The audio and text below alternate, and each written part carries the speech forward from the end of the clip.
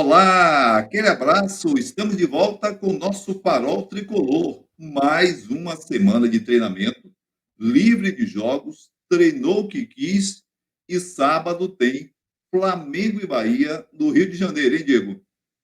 É isso aí, semana de treinos, mas semana de muitas agitações fora de campo também. Outras equipes jogando, vão jogar antes do Bahia e a gente pode inclusive entrar na zona. Tomara que não aconteça antes de enfrentar o Flamengo.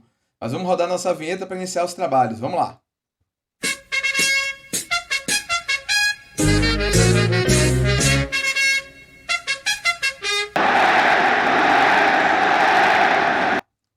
Pois é, prontos aí para essa semana que vai culminar na partida contra o Flamengo. Vamos fazer algumas observações aqui, comentar sobre a notícia que teve bastante repercussão ontem de Anderson Talisca falando sobre a seleção. Vamos falar da volta de Resende, um pouquinho sobre os próximos jogos, um pouquinho sobre a tabela. Mas antes disso, pedir a todos que curtam esse vídeo e todos os outros que nós postamos, que isso ajuda muito. Se inscrevam no canal, ativem as notificações. Isso ajuda demais no crescimento desse projeto que está só começando, mas que tem o objetivo de crescer bastante, trazer sempre informações e análises importantes aí para a gente interagir tocando esse trabalho, sempre falando do nosso esquadrão.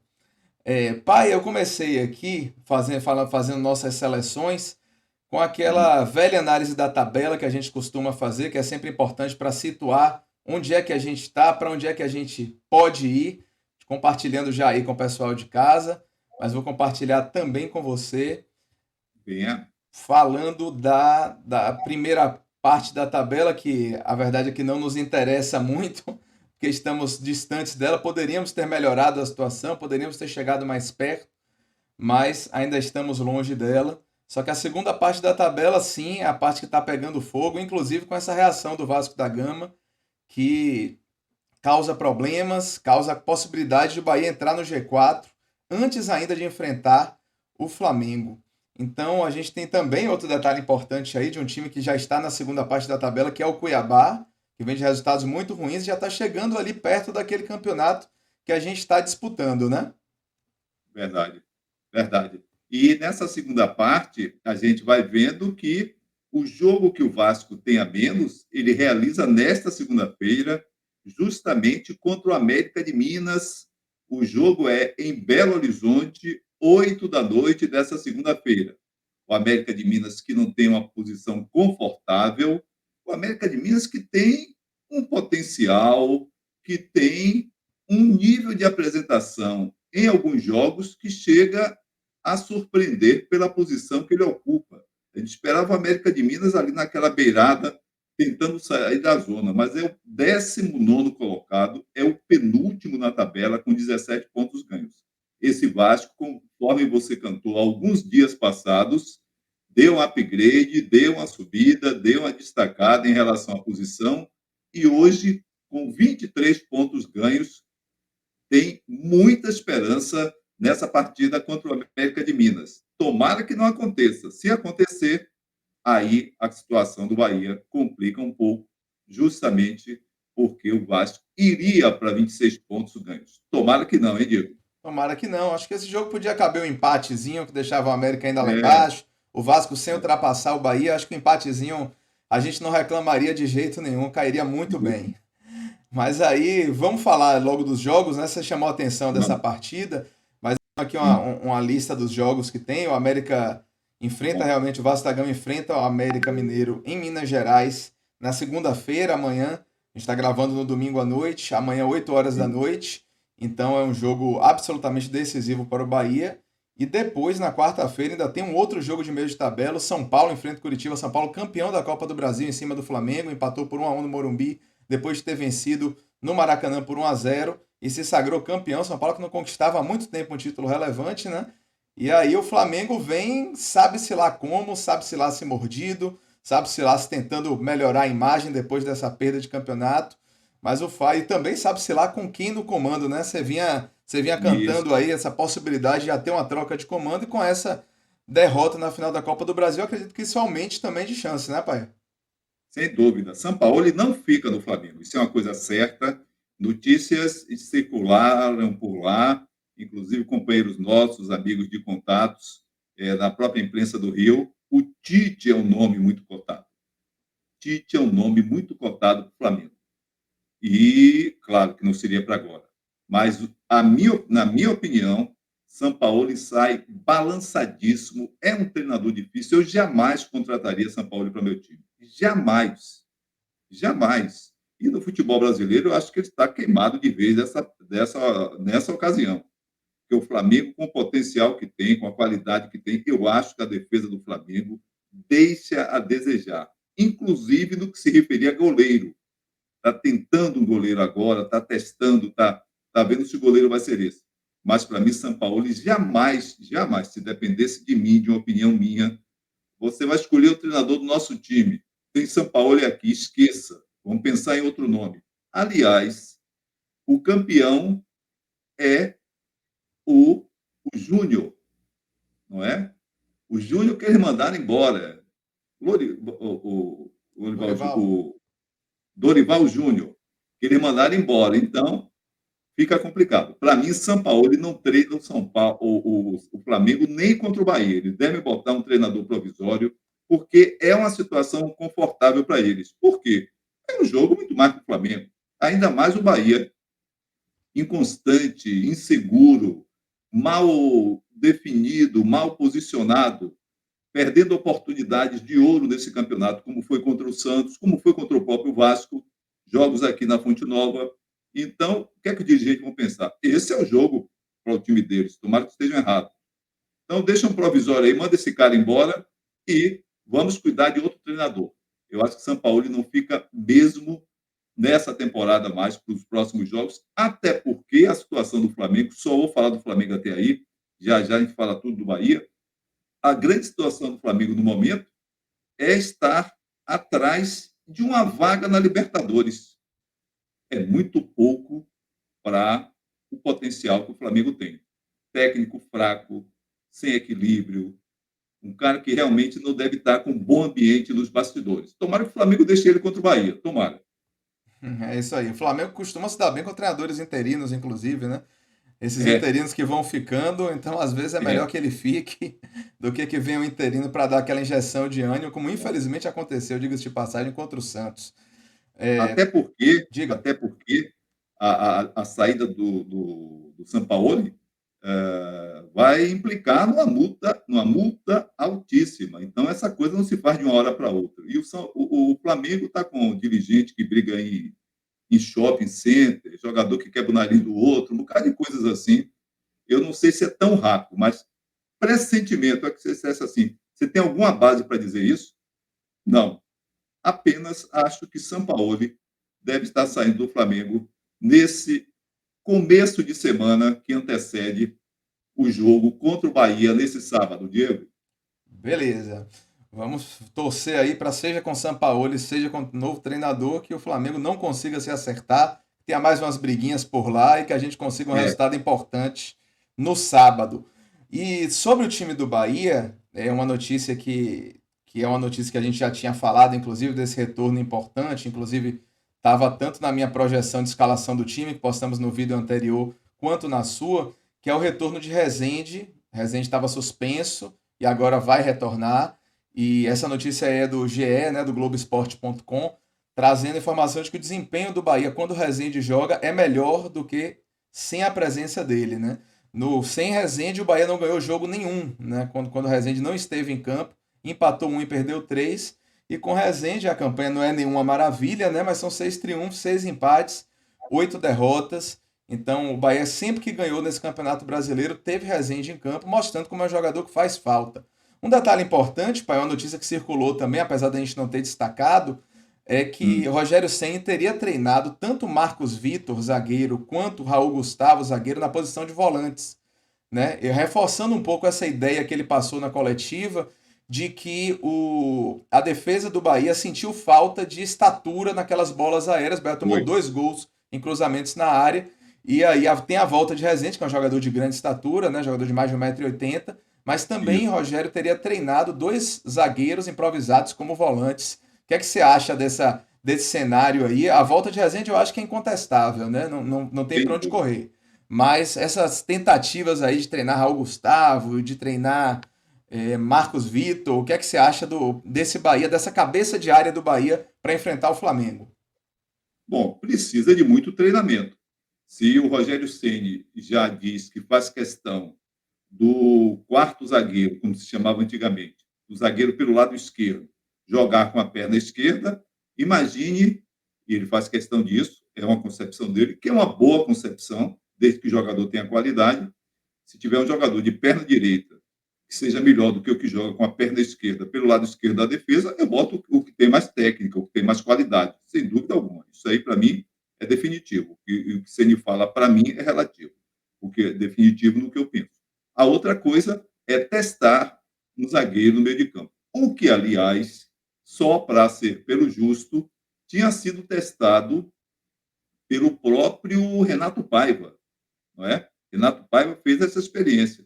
É Você isso. chegou a destacar num dos nossos episódios, num dos nossos vídeos de Farol Tricolor sobre isso, que inclusive com uma boa participação, não é? Foi, ele entrou no final do jogo contra o São Paulo. Raul Foi Gustavo entrou como volante no Raul final do jogo Gustavo. contra o São Paulo. E o São Paulo vinha superior ao Bahia no jogo, né? E Raul Gustavo realmente ajudou ali a dar uma equilibrada mais no meio campo, dar uma força maior. E o São Paulo não encontrou tanto espaço no final daquela partida, pai. Isso. Agora fica a pergunta: quem sai? Quem sairia? Esse é o grande detalhe. É Será que. a minha suspeita é que a volta de Rezende a gente Já, acha que é certa e até pelo próprio discurso de já é, Rogério. já Mas está certo. talvez eles estejam treinando assim por uma questão de uma opção de jogo, talvez no meio do jogo. Considerando a gente tem um problema na volância, vamos dizer assim, do Bahia, que é que Diego Rosa não se mostrou até agora minimamente apto Pois é. a ser titular ou a contribuir positivamente entrando ao longo do Sim, jogo. Então, sim. talvez esse treinamento de Rogério seja pensando em alguém para eventualmente entrar no meio do jogo. Não sei, não tenho certeza disso, mas considerando que o Diego Rosa ainda não se mostrou confiável, não se mostrou um jogador que pode fazer É. diferença nesse aspecto. Não sei se é por aí, mas talvez seja exatamente por essa carência que o Bahia tem ainda ali no setor de volantes. Uma coisa que o Rogério Ceni vai ser cobrado, eu sempre disse. Claro que no primeiro jogo, mesmo que o Bahia tivesse dado mal, que não foi o caso, se deu bem, meteu 4-2 no Curitiba lá, na capital paranaense, não podia ser cobrado. O segundo jogo foi cobrado por algumas coisas, algumas amarrações, notadamente com Juba, foi cobrado. Agora, contra o Flamengo, é difícil ser cobrado por causa do adversário. O Flamengo, em um momento difícil, jogando no Rio contra o Bahia, normalmente o jogo contra o Bahia do Flamengo, o Flamengo faz umas confusões, tem lá os problemas, catimba muito o jogo, o Flamengo catimba muito o jogo, mas Rogério Ceni ainda não pode ser cobrado assim para valer. Mas depois do jogo com o Flamengo, o Rogério Ceni está tendo uma pré-temporada que poucos puderam ter. Jogadores em condições físicas já testadas, um ou outro com problema, mas não vem daquela pré-temporada depois das férias, que vem jogador fora do peso, jogador fora de ritmo, fora de condição física. Então, ele pegou um luxo de pré-temporada. Então, depois do jogo com o Flamengo, a cobrança em relação ao Rogério Ceni será grande, será própria, será adequada, para usar a expressão que me faltou no momento. Beleza.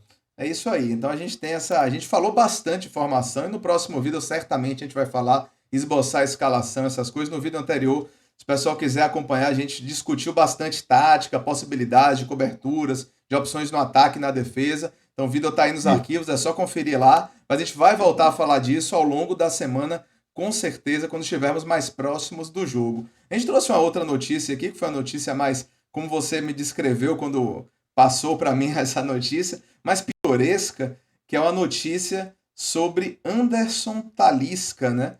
Anderson Talisca teria feito aqui Rapidinho. uma declaração, uma queixa, né, de que ele não estaria sendo convocado para a seleção brasileira. Fez uma gracinha aí que tu já compartilhei com os amigos tricolores. Ele diz assim que está começando a achar que não é brasileiro. Ele escreveu por tanta gente estar sendo lembrado para a seleção e ele não estar, né? É uma graça que ele fez aí, mas que acaba tendo alguma relevância, até porque foi jogador da base do Bahia. O que é que você acha dessa queixa de Talisca? Eu também tenho algumas observações a fazer, pai.